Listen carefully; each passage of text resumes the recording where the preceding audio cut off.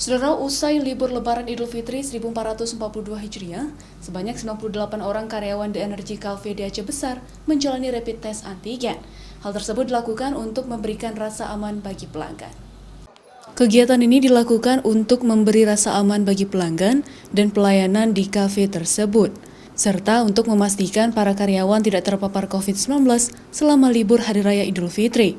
Seluruh karyawan dari pelayan, barista, kasir hingga office boy, dan security diwajibkan melakukan tes antigen tersebut. Dari 98 orang karyawan tersebut, hasilnya adalah negatif, sehingga seluruh karyawan dapat langsung bekerja melayani pelanggan. Namun jika ada yang positif, maka karyawan akan diberikan fasilitas khusus untuk isolasi mandiri maupun perawatan di rumah sakit.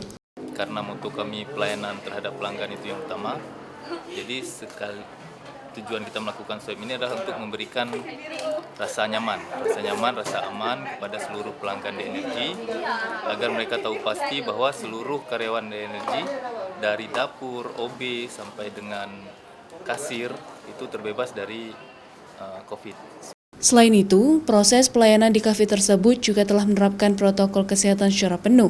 Selain karyawan yang diwajibkan untuk memakai masker saat melayani pelanggan, pengunjung juga diwajibkan mencuci tangan, memakai masker, serta pengukuran suhu tubuh sebelum masuki kafe. Syahril, Kompas TV, Aceh Besar.